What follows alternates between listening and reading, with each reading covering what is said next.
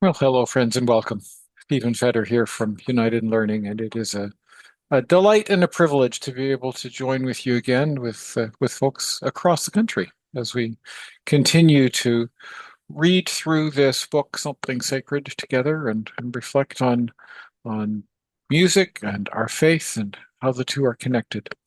I am so enjoying this book, and I'm enjoying the work that we're doing together. So I'm glad to be with you and glad that we had this chance to be together.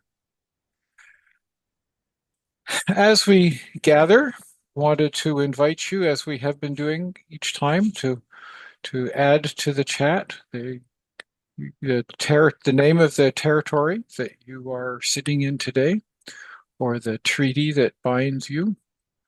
And just take a moment to reflect on all of the folks who have nurtured the land where you are and been nurtured by it over the centuries, over the millennia, long before my ancestors ever came to this land. It was a place of healing and wholeness and prosperity for so many others.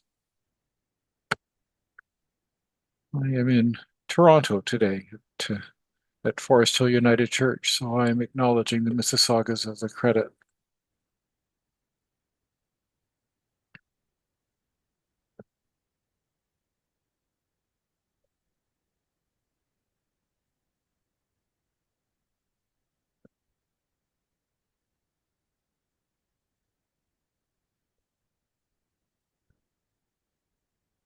And as those come trickling in, I'm going to bring up my candle. And if you have a candle at your site too, you might want to light yours as I light ours here. And I'll invite you just to pause and to ground yourself, to make that transition between the chatting about the weather that we always do because we're Canadian and the reason we came. And as we gather this moment, think about as we gather this day, think about moments of grace in your life. Where has grace touched you? What has changed because of that?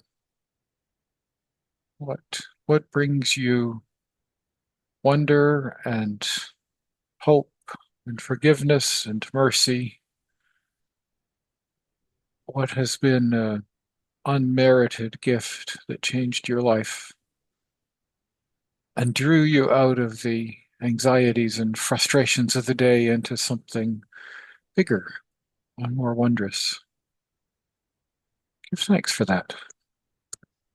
Light our candle and invite God to be here in the midst of us, to be the one who brings us warmth and light, who fills our lives with wonder, who reaches out into our hurting world with possibility and promise, and with challenge, and with the assurance always that we are not alone.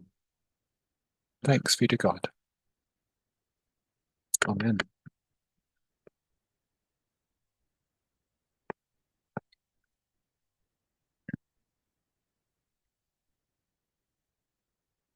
So we've been reflecting in all sorts of different ways about how music and the hymns we sing speak to us in ways that words don't.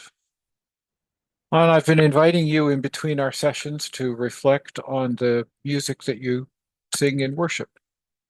And so last week we were talking about singing justly. We saw a variety of different clips from my conversation with Becca Whitlaw, talked about the different cultures that gave rise to the music that we sing. And I invited you, as you were moving through your week or sitting in worship on Sunday, to think about the music that was there and a part of your worship. There's the questions that I invited you to reflect on, and I wondered what you noticed as you thought about the things we talked about and the music that that you had in your worship this Sunday. Was the culture from which your hymn came obvious to you? And if it was, how did that change your experience of singing it? And then if you wanted to learn more about the culture of that hymn, what would you have done? Or what would you do now? So share a little bit about your experience this week, reflecting on music and kind of putting into practice some of the things that Becca was talking about. We'll just put it in the chat and see what people say.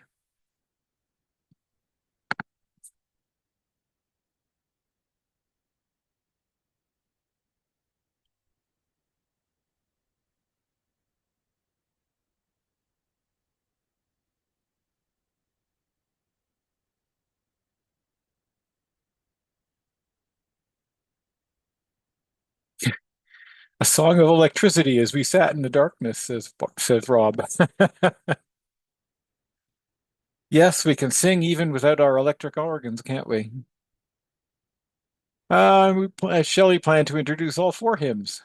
Yeah, that's Canada in the winter, right?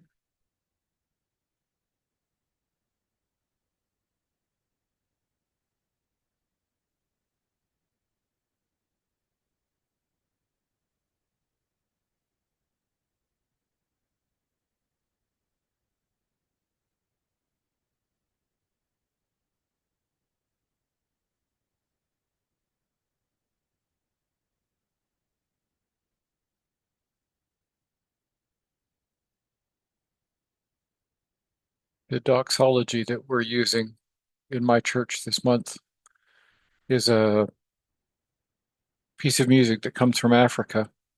We had we've got a fairly intercultural congregation here, and I've invited a couple of members of our church to translate it into their own language. So we always sing it in English, but then we sing it in the African language from Eritrea, which is called Tigringa. And then we sing it in the Filipino language from Manila called Tagalog. So we have this doxology that we sing in three languages, but two of them are sort of local translations, which is kind of cool. When I'm singing it, I always remember the people who translated it rather than the language I'm singing. It's becomes very personal for me.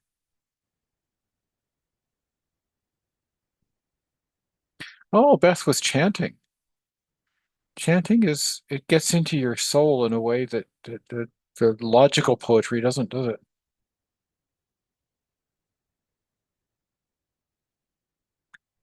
Oh God, how we have wandered. Tell us about that, Shelley. I don't know the background to that one.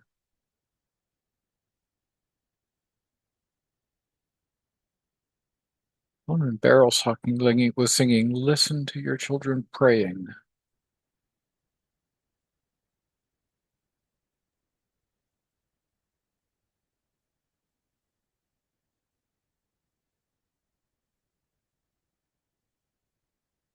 I'm realizing as I think my way into these Lenten services how often we just use the hymns as decoration, but how much they are a vehicle for the gospel as much as the readings and the prayers and the sermons are.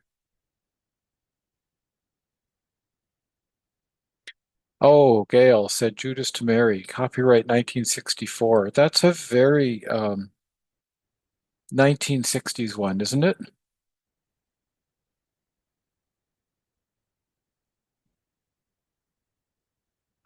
Oh God, how we have wandered. 1980. I had no idea it was that recent. I feel like I've been singing it forever. That's cool, Shelley.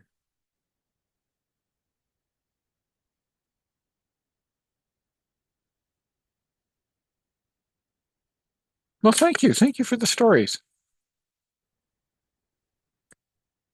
As we have been reflecting on these things, I've been trying to bring a piece of music into our time together each week before we get into the reading.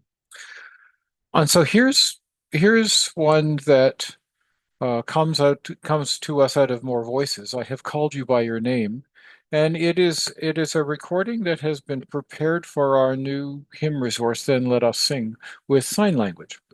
So I invite you, if you know the hymn, to sing along. But let's play it and listen to it now, and then we'll reflect on it in a minute.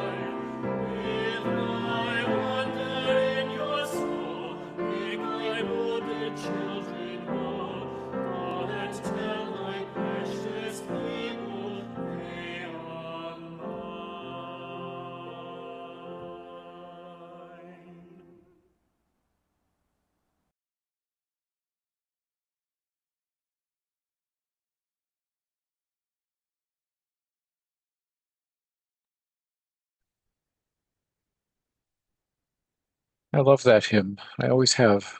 And it's kind of neat to watch her sign it, isn't it? What what stood out for you? Just a word or a phrase to start with. What did you notice, or what do you like in that hymn?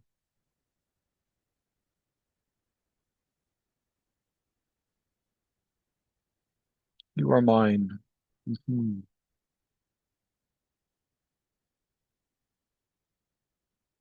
Jan likes the melody. Jan, I don't know whether you know that you're speaking directly to me instead of to everybody. Gifted, called, and chosen. Hold the hem of Jesus' cloak. Yeah, that sense that Jesus knows my name. Just not knows about me, but knows something that intimate. And Rob talks about choosing faith instead of doubt.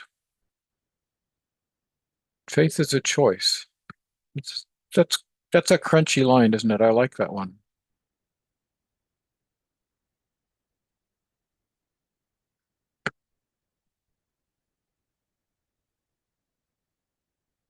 Pulsing, relatively modern word. I will not abandon you.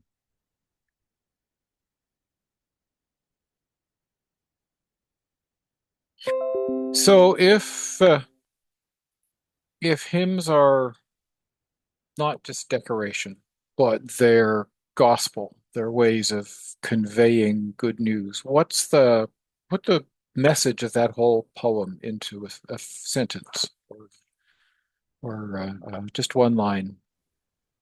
What is this about theologically, spiritually?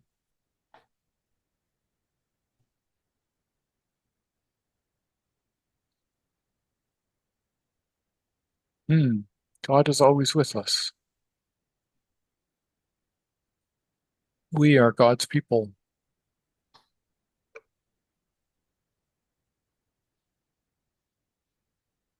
Called, go and tell.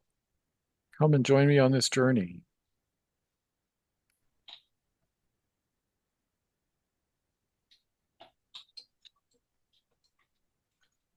We are not alone, says Beryl. God knows us, loves us, forgives us. In life, in death, in life beyond with death, God is with us.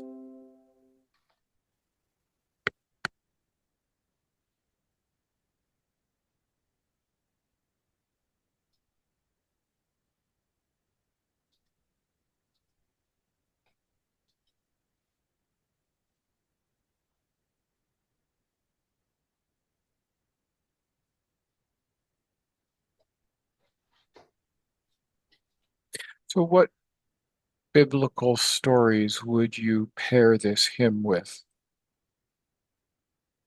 I mean, I know not all of us are clergy, not all of us are building worship services every week. Some of us are. But what sort of service would you use this hymn in, or what biblical story would complement this hymn?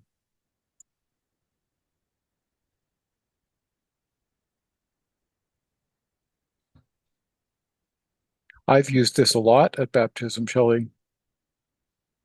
Prodigal son, yes, which I often call the welcoming father instead of the prodigal son. I think it's much about the father as it is about the son.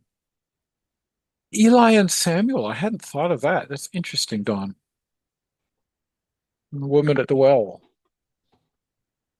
the woman with the flow of blood, for sure, because she's named in the hymn. Huh. Isaiah being called in the temple, Kathy. What an interesting idea.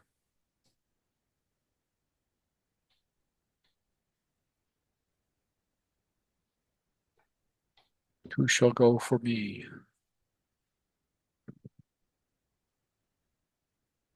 At baptism and at communion. What I love about this hymn is the intimacy of the relationship between us and God. God doesn't call us just to be functionaries, just to be bureaucrats, just to be sort of troops in the army. God calls us to be friends. We respond to God because of this kindness in the invitation, not just not just the urgency of it.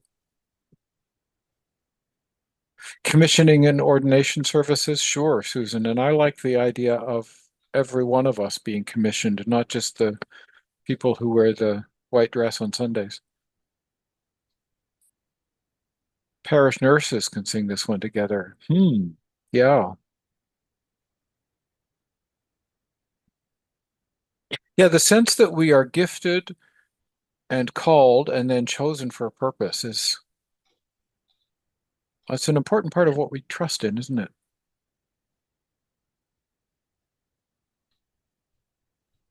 And for me, it's about grace, which is the theme of today's reading that Bill Kervin has written for us, which is why I chose it for today. I think I think grace is complicated, but there is a kind of grace at the root of this poem, which gives shape to everything it calls us then to do. Let's listen to Bill read his piece for us. I know you've had a chance to read it ahead of time, but listen to him again, and we'll respond to what he says. During my undergraduate years of pre-med studies in biology, I concealed my growing sense of call to ministry from my parents. In my last year, after spending too much of their hard-earned working class money on my science degree, I finally had to confess that I didn't want to be a doctor, that I felt called to be a United Church minister. I'll never forget their stunned silence. My father's slow rise from his chair to gaze out the window, and my mother's quiet sobs. The thought that came immediately to mind was, how could I have done this to them? After what seemed like an eternity, Mom looked up at me and said, well, I guess you'll just have to be a minister. Dad turned around and added, yep, that's what you got to do.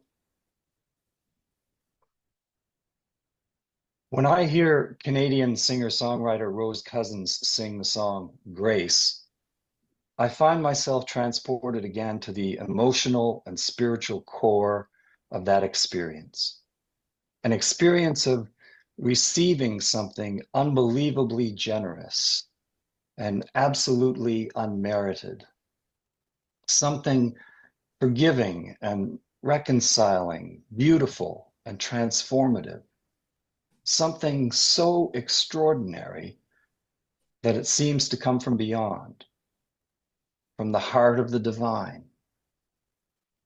The video of the song is set in a small church where several individuals, young and old, are moved to come forward as if by some deep longing or inexplicable altar call to bear witness.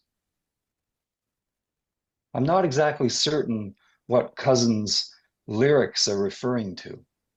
A broken relationship, a betrayal, a confession of regret, a prayer for strength. Her style is more impressionistic than literal, which gives us space to find our own place in the music and to get in touch with our own deepest yearnings. In any case, grace is all that matters. It's all we have, and it's what we all need, which strikes me now as a particularly Lenten form of longing.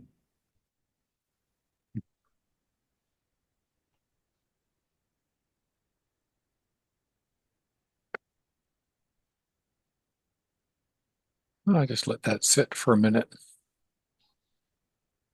Again, before we think about what he said, just react. Word, phrase. What, where do you start with this? Where does it hit your gut?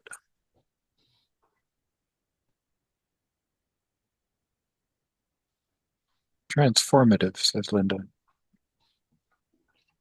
Grace is all that matters, says Tammy. Generous, unmerited, inevitability. Unbelievably generous, absolutely unmerited. Emotional, spiritual core of that experience. My father's slow rise from the chair, says Beryl. Been there and saw that. Hate to disappoint the people we love, don't we? Emotional and spiritual core. Guess that's what you'll have to do, says Susan. Yep.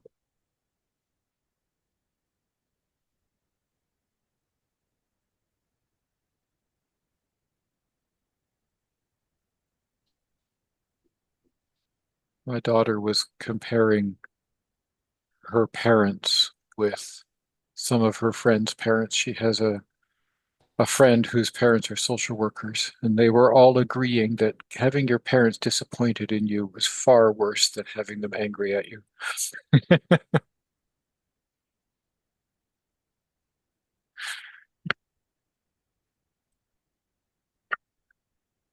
So personalize it then. Bill tells a very personal story about grace in his life. Did that bring any memories up for you? What does grace feel like on the ground in your life? I know you can't write a book on that, so just a sentence or a phrase. But what was there a time when you experienced grace the way that Bill describes, and what changed for you because of that? My call to ministry, says Linda.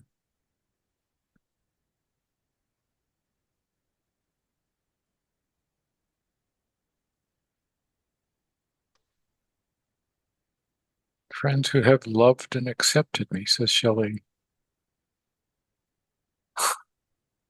Many of us, as the people at Orchard Valley are saying, many of us have had to make the prodigal return home. Yeah.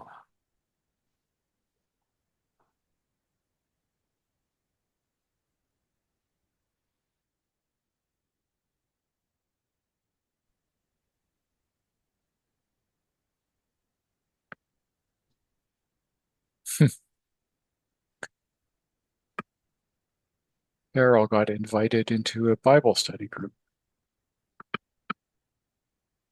Tangible evidence that God was with us. A dying parishioner told me I didn't need to be God's lawyer because he had so carefully couched the wording of his prayer with her.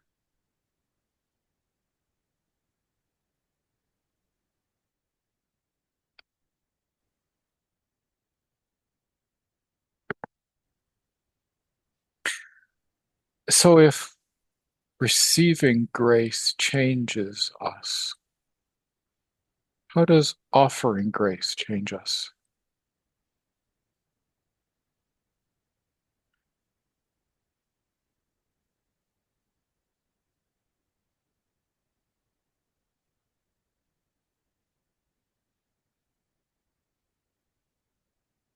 In the worst of my divorce, and I had a really messy one, I remember telling my lawyer that I needed his help to stay Christian.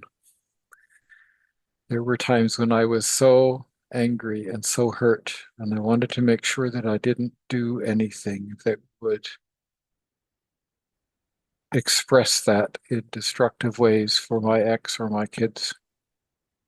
And I have always been grateful that I had a Christian lawyer because he kept me honest and he did his job. And I'm a better person because of it. It enables the cycle of grace to keep flowing, says Beryl. I think that's true. It opens our hearts to offer love to others.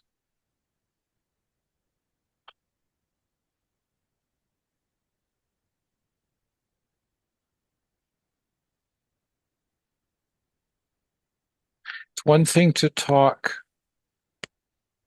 academically about this stuff. It's another thing altogether to try to live it out, especially in the hardest times when you're feeling most ungracious. I think that's why I needed my lawyer and friend John to keep me true to what I say I believe. And I discovered that I believed it more at the end of that.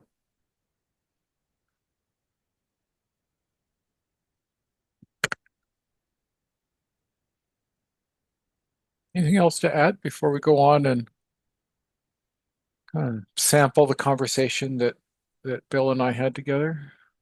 Grace offers the higher road, says Beryl. Grace pays every debt, keeps me spotless daily. Hmm.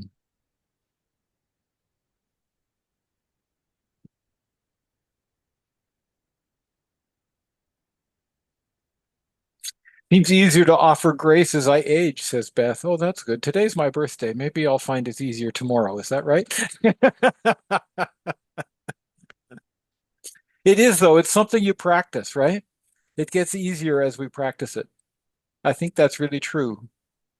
I'm not sure if it's ever easy, Susan. Susan says grace challenges me sometimes. I think it does all of us.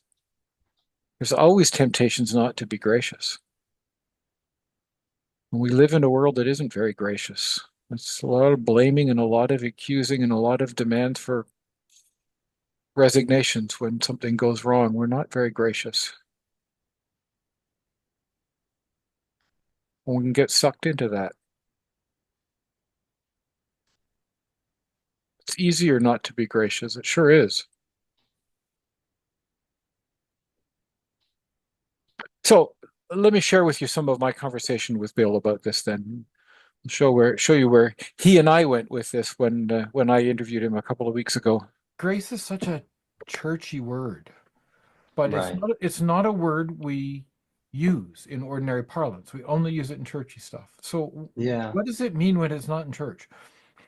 I mean, once in a while I come across it in a popular sense, but perhaps it's domesticated when it is used. Like if someone says, oh, she responded with such grace to that, Hmm. situation or something like that. I think what I take from that and what I've experienced, that maybe we're trying to describe that someone has been very generous or patient or kind or courteous or something like that. When we do come across experiences that are closer to the perhaps theological meaning of grace, that sort of totally unexpected gift, unmerited, beautiful expression that goes beyond your expectations and surprises you. We do have those experiences outside church, and I think that's the work of the Holy Spirit. I believe that's God at work in the world, and I think we do well to bear witness to that, and uh, and maybe even call it grace, um, and just recognize it for what it is, because I think that is the core of what we're all longing for in relationships and in the world and in our right relations with others. Uh, that's that experience of generosity and kindness and shalom and wholeness that is healing and and is so wonderful that it seems to come from beyond us, and therein is a spiritual experience. Was thinking about your story in the opening of the piece where you disappointed your parents by changing your career. I mean, you talk about the impact that they had on you from that, but there's a kind of gracefulness in the way that they handled it too, right? Like Yeah, they yeah. they were clear about their surprise and their disappointment, but their love for you meant that they were willing to accept and support, even if it wasn't their first choice. And I think it's that kind of experience. It was that kind of experience in my own life that helps me understand when later, when I was studying theology and so on, uh, helps me understand grace as a theological concept, that it's somehow, in a sense, unmerited, it's undeserving, but it's freely given. It's absolutely freely given. And regardless of who you are and what you've done, or who you love, or what experiences you've had, um, you are accepted and you are loved. And and that is a very important part of our understanding of who God is. Hmm.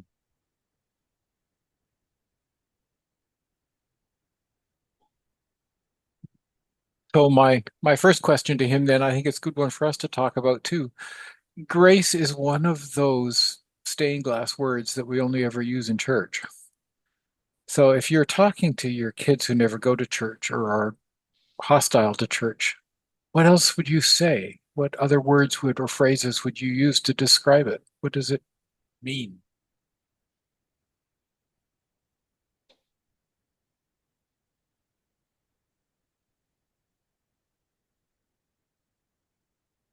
Sometimes we need words like grace because there are things that we only understand and express with faltering language and stories. I agree, Walter.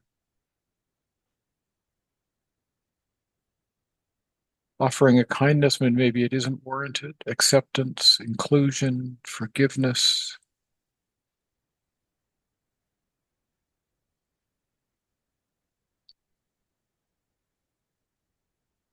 generosity, kindness coming from beyond us, freely given, unconditional love for yourself,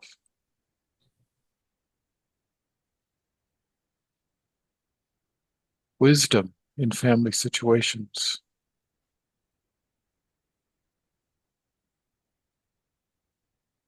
This is how we want the world to be, right? I mean, it often isn't.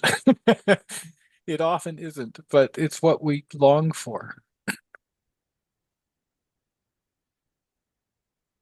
We long for somebody to know that we aren't perfect and still care about us.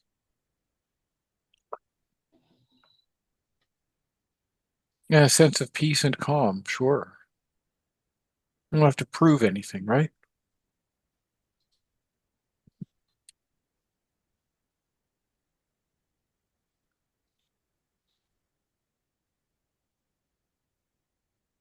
And I love that story about Bill disappointing his parents. I mean, part of what I like is parents who were not impressed with this idea of becoming a minister because too many people put stained glass around that profession too.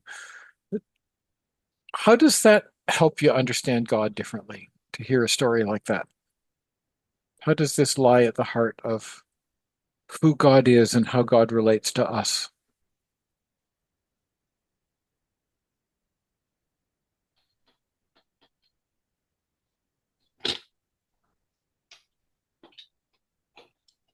Hmm. I have called you by your name, you are mine, says Linda. Now you see why I chose that hymn, right? Accepting criticism.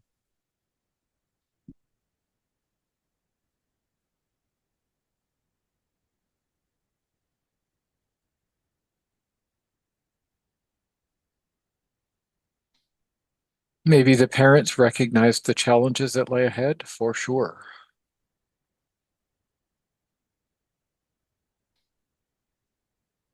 Hmm. Oh dear, Susan, go with God.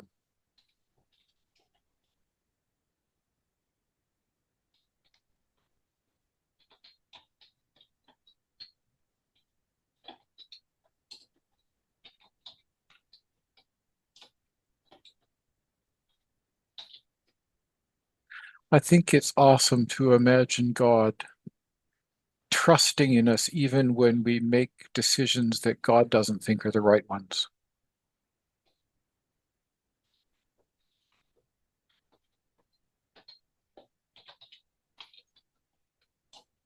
Saved by grace, as our lease, transforms our life to bear witness to Jesus and God in word and action.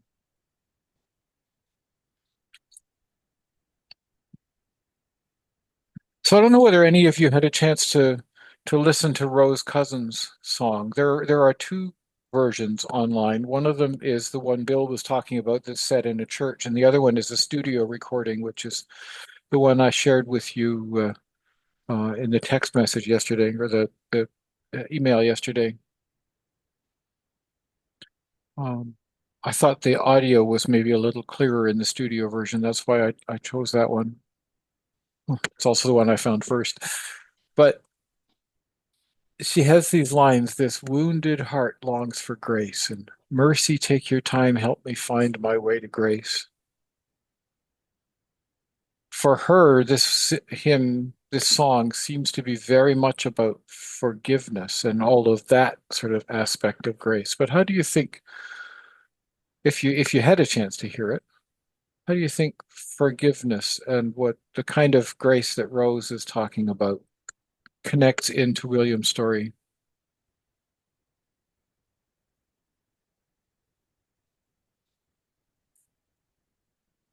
That's a good thing we read The Prodigal Son on Sunday, right? It's just sort of screaming all out of this passage today. It's the one we keep coming back to.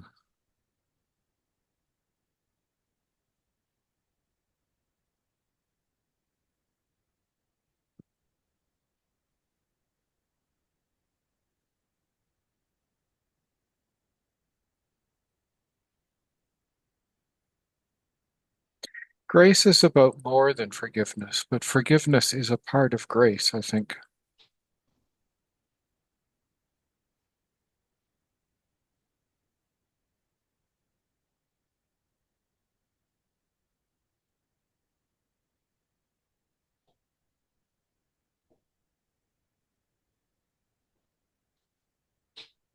If you haven't had a chance to listen to the song, go and listen to it. I think it'll help you hear Bill's um, piece in a different light. But I was really struck as I listened to her singing about how the kind of grace she's longing for is very tied to forgiveness. Yeah, mercy, take your time is an interesting phrase, says Beth. I wondered about that too. I'm not sure what she meant by that.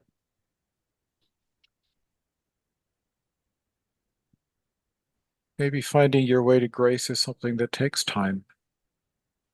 It's not immediate or it's not real. It's just cheap.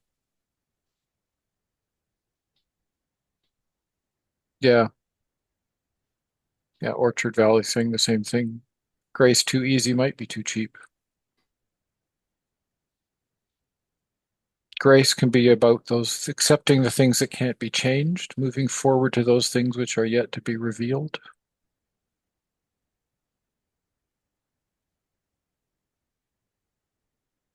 About the healing that comes with receiving mercy. It's a process and it does take time.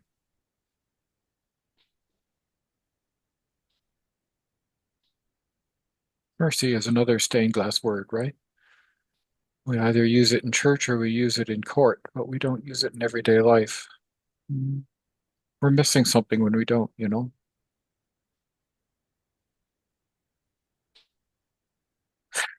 Let me share with you a little more about from my conversation with Bill.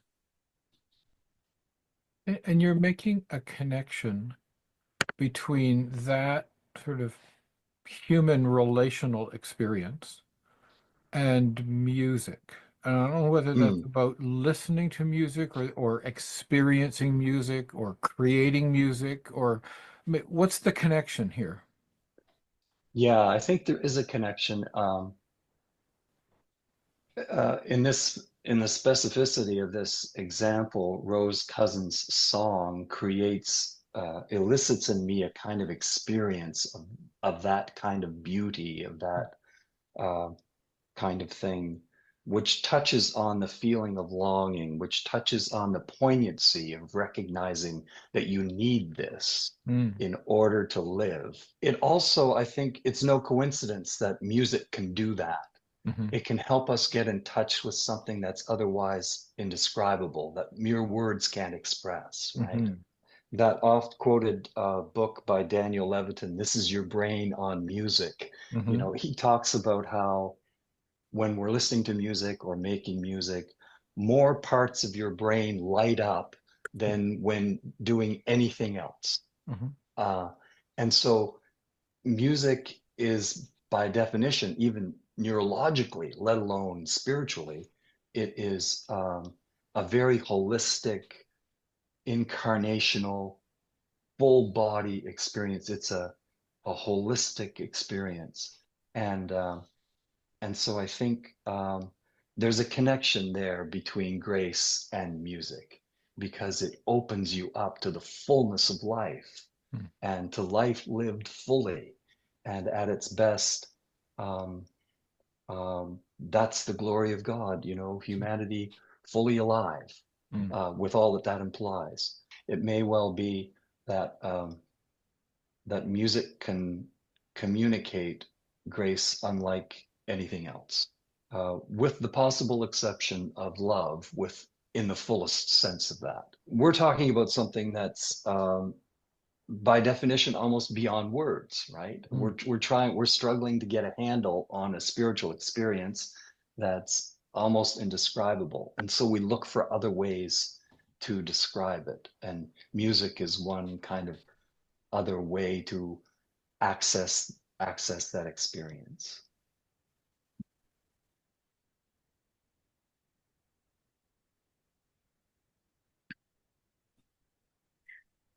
So music opens you up to the fullness of life and to life lived fully. There's a lovely ring to it. What do you think he means?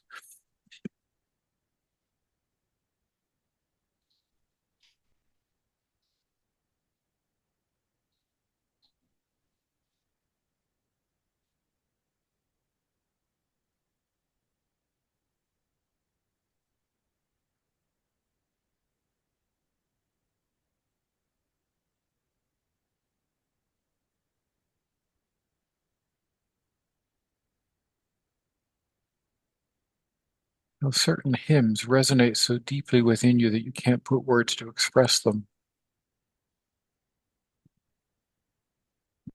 It's subjective. My experience may not be yours. It's not just your ears that hear music.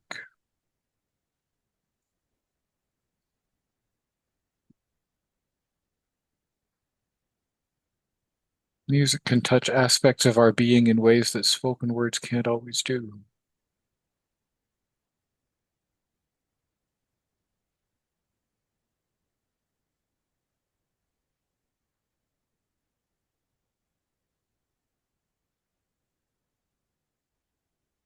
I don't know about you. I always feel like it's hard to turn my brain off. I'm always sitting in the background thinking and commenting and wondering and evaluating and rating, and music shuts that down for me. So it's much more just sort of being in the moment and experiencing. Marla says music touches your soul sometimes when words can't. After my divorce, I cried in church every time they started playing any hymn. I have a person in my congregation right now who is staying away because she can't come to church without crying. She wanted me to know it wasn't my fault. It wasn't because of something I'd said, which is always a relief. Music can put you back into a day, a time, a love when you were what you were wearing, or the weather. It's like a tattoo on your heart. Oh my goodness. An epiphany moment. Worlds outside the lines.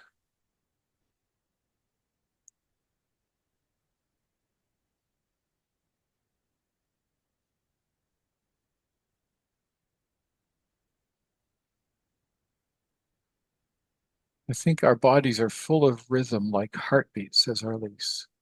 More sounds and music enhance and validates human bodies.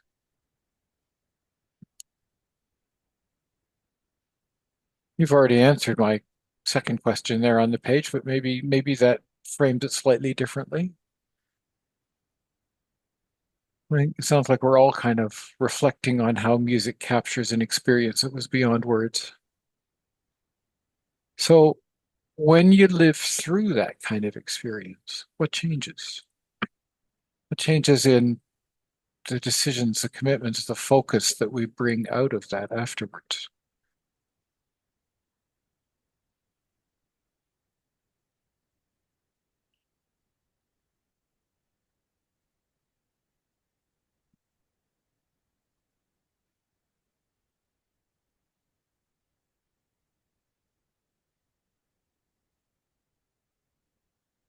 Hey, Beth, I have told my congregant that church is a place where it's okay to cry. I think there are times when you don't want people crowding around trying to make you feel better.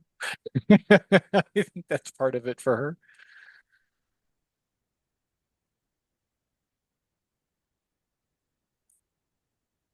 Deepens my faith, says Linda. Reminds me how powerful music is to my life. Kind of feeling that the world is somehow opening up wide.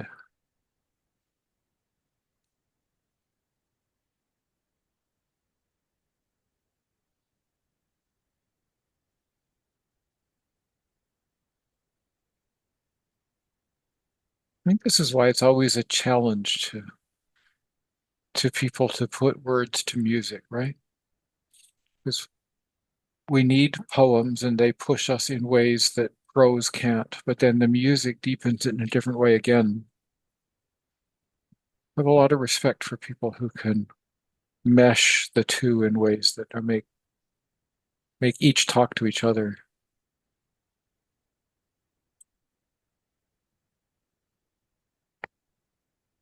One more bit out of my conversation with Bill. The funny thing is, after sort of writing this and then finding myself thinking about it in different ways, and still coming up short with ways of thinking about it, and turning back to music and so on, I also remembered, and this may have had more of an influence on me than I realized. I remembered that there's a very famous sermon by Paul Tillich called "You Are Accepted." Mm. Hmm. And it's a sermon about grace. And I remember reading it now many years ago. And and in it he talks a little bit about the kinds of things we're talking about, which is like how some words are religious words, and and they need to be unpacked in ways. He also talks in that sermon about how his favorite word for sin is separation. Mm. That we're separated from God, we're separated from one another, we're separated from ourselves, we're separated from uh, creation, the world. Uh, that that is his sort of contemporary translation for the word sin, and the counterpoint to that is grace. You are accepted. So, in that way of reading it, the longing for grace that you close your piece with Mm. isn't eschatological. It isn't some future-oriented grace. It's it's it's about the kingdom now. It's Right. about the way the world ought to be. Our conviction that wherever it falls short, it doesn't have to, and that something could be different, and there's a hole that needs to be filled. Yeah, and I think that's what I'm struggling to get a handle on when I find myself seeing or experiencing moments of grace and wanting to bear witness to those things here and now Mm. by pointing to them. That's realized eschatology. That's that's not futurist eschatology. Uh, that's what we do here and now, and uh, and that is I find helps make sense of the why of our justice seeking and our work in the world. That it's bearing witness to the way grace is moving here and now, and it's about cultivating and honing our capacity to witness it and see it and affirm it and nurture it right now. Mm.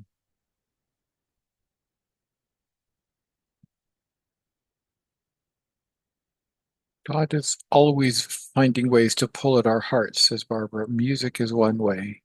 Beryl adds, we don't offer space to bear witness in our church. Well, thank you for the lead in, Beryl, because my question is, how can we do that then?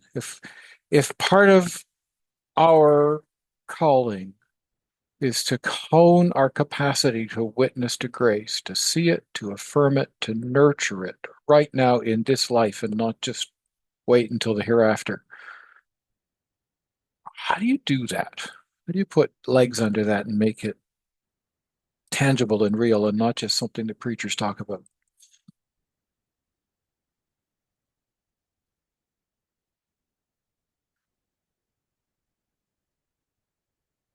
and tell our stories like Bill did, honor the stories of others,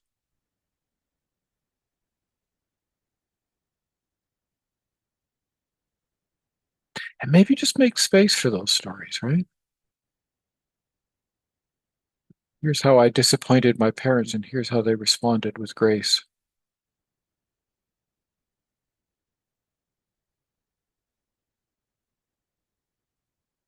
Continue to struggle to be welcoming.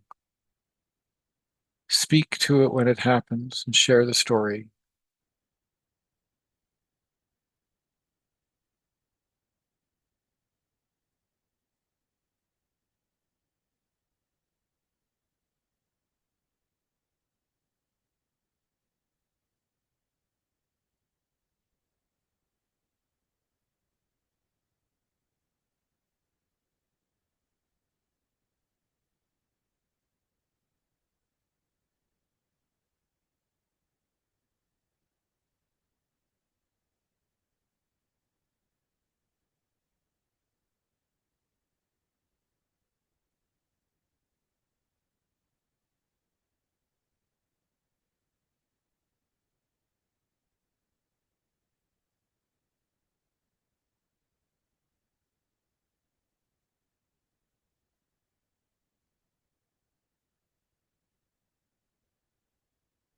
Speak to it even when it's past history.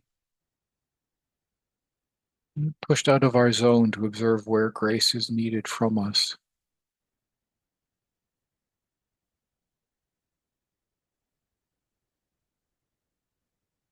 Live with gratitude.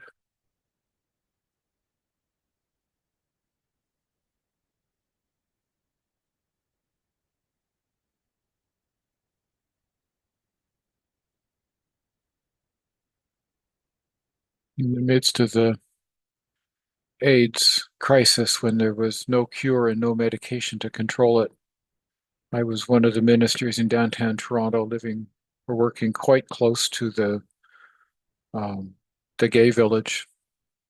And I ended up being invited to come and do a lot of funerals for guys who were dying of AIDS.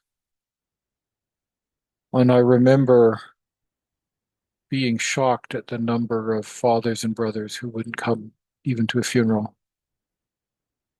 and then realizing what it cost each of the fathers and brothers who did come when the culture was encouraging them to reject that. What a difference it made to those guys who were dying just to have people hold their hand.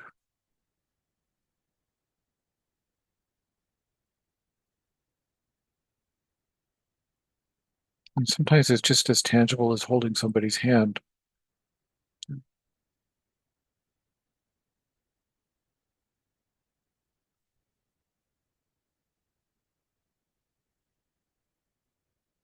Move past my head and into my heart. Holding the hand was an offer of grace. I think so.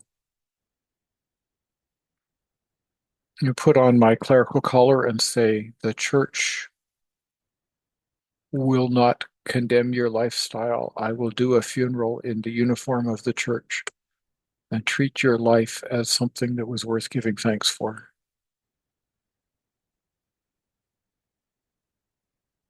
There were a couple of years there when I did almost one of those every week. That changes you too, you know. Become a lot more respectful of the variety in the world that God has created, a lot less judgmental. Laurel says, I like to start simply by noticing when little gifts happen, when I don't have to wait to cross the intersection, when someone sees me hurrying for the bus and gestures to the driver to wait, when I inadvertently get in the grocery line ahead of someone and they smile and say, go ahead. Grace can be small and easy too. That's how we practice. Indeed. And it takes practice, right? It takes intentionality. That's how we change habits.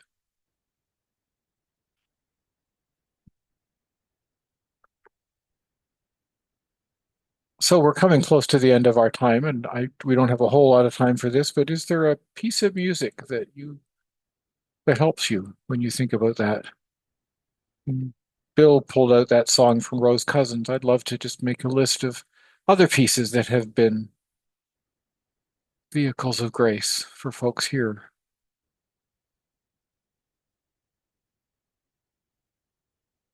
Sometimes, says Walter, our concern about language has the unintended effect of silencing people who are afraid that they don't have the right language. Mhm. We can be as judgmental as the people we hate and just as limiting.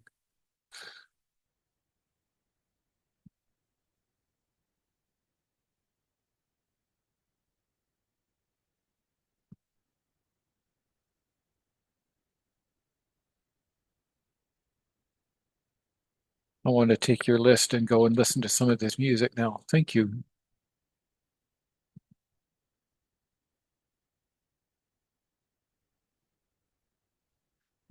So we have hit the top of the hour.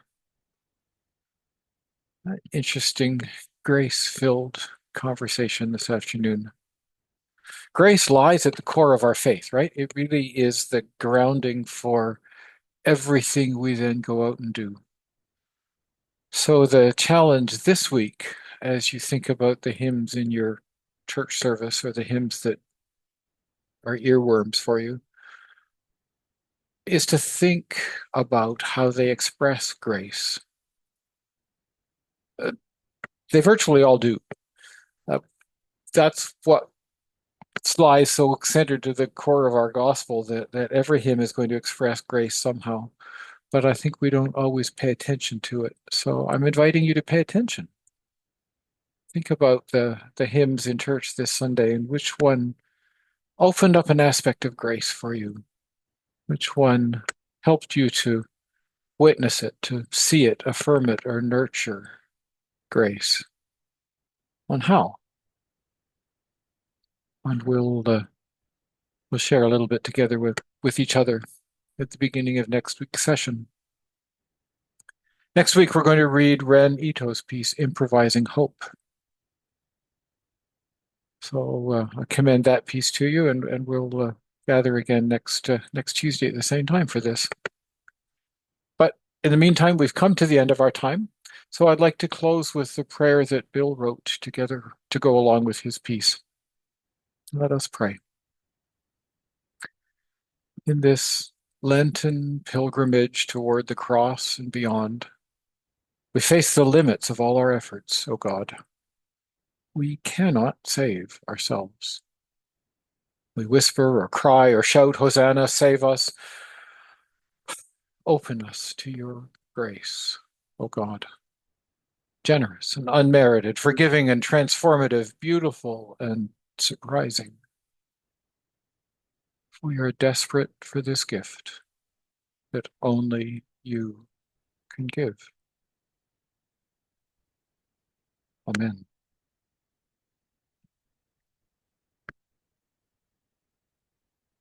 Friends, thank you. Good to be with you again. It's been a lovely hour together. I've really enjoyed it, and I'll look forward to seeing you next Tuesday at the same time. Bye for now. Thank you.